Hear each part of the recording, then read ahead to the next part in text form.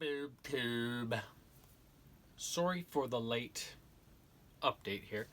Thursday nights I go to my buddy Simon's house to play video games, or he comes here. Lately we've been going there.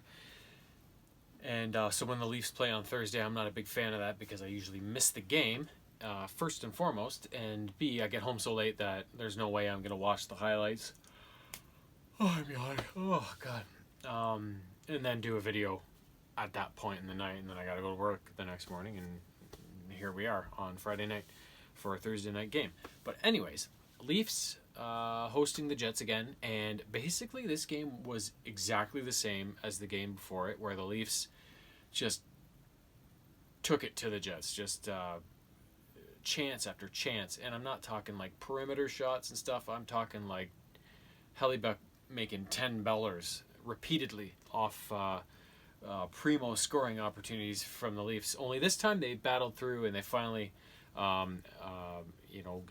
a breakthrough on them. So whereas last game they fell short by a goal and lost in regulation, in this one they took it to overtime and then pulled out the win on a bit of a win where they had to come back early in the game and then came back on themselves and then won it in overtime. So the way the scoring kind of broke down is Winnipeg opened the scoring in the first on an Ehlers goal later on in the last 4 minutes or so. In the second period, a few minutes in, I think it was, Marner got the Leafs kind of tied up. TJ Brody took a point shot that made it through some traffic. I don't know if it hit a goalie or hit a skater in front of the net or whatever, but the puck kind of hit something and then bounced down into the crease right along the ice, and then Marner just had a little tap in on his hands there, so that knotted things up. Later in the period, Ehlers scored again, and the Jets went into the second period break up 2-1.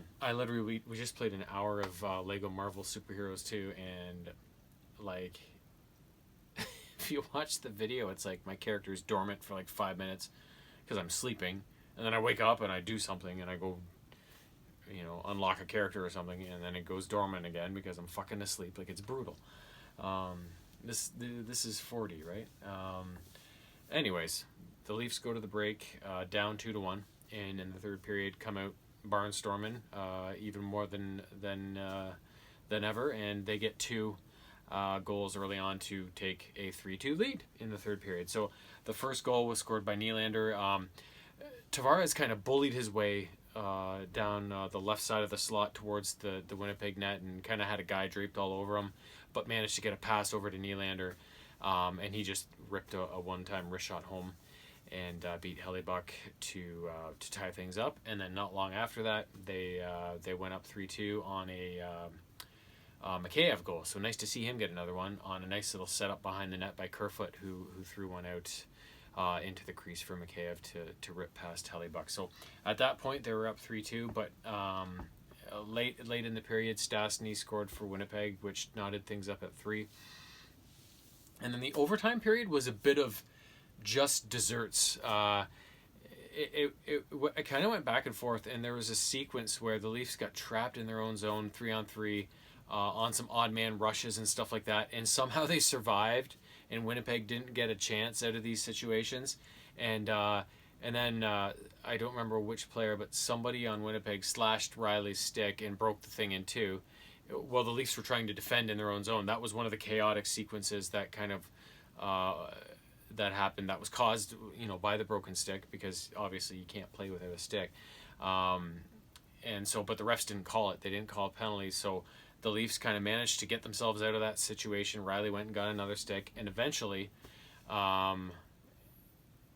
it came to I think Riley sprung Matthews on a breakaway, and he it's like,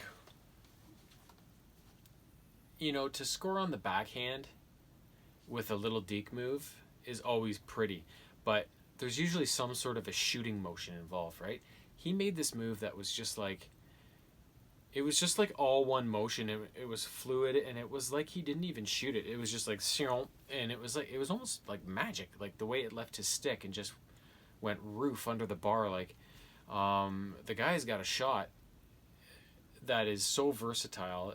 There's so many different ways he can shoot the puck, and his release and the quickness and the heaviness of the shot in all situations is just unbelievable. So I mean, if that is him playing with a sore wrist, no wonder we saw at the start of the season, how he was going, on a full wrist, right? Like it's unbelievable. So good to see him get another goal and give the Leafs a victory there in overtime. It's nice to see them break that losing streak, because like I mentioned, that's the first time they've lost 3 in a row in a long time. And they didn't deserve to lose 3 in a row. They basically ran into a hot goalie in most of those. That was the circumstance behind all of those games. The second Vancouver game, maybe not so much, but and they were up and they let it get away on them. But the first game against Vancouver and then both games against Winnipeg here, it's just been a hot goaltender on the other side that's really given them fits. So, but it was nice to see them break through and win this game, because they deserve to. They've still been playing really well. They've just it's just one of those circumstances where you run into a hot goalie, and no matter how good you are, he stops you, right? And if your goalie lets in a couple or 3, you're fried, right? So that's a big win. They play Winnipeg again on Saturday night, and Winnipeg's one of those teams, along with the Oilers, that is sniffing right behind the Leafs for top spot in the North. So that'll be another big game. If they can win that one, that'll go a long way to maintaining that separation between first and second and third there. So impressive win, impressive play. The Leafs played with quickness, with speed. They had unbelievable chances. I'm trying to think of the goals against Fred, and I don't think there were any stinkers. It was like, perfectly placed one-timers that he had to slide across on. Stuff he didn't have a chance on. Like, it's just one of those things where you get lucky if you happen to have something in the way of it, right? But otherwise, you can't react in time to shots like he had, right? So, so no concern there. So overall, a really good game by the Leafs, and happy to see them pull it out. And we will see what happens tomorrow night. Toodaloo.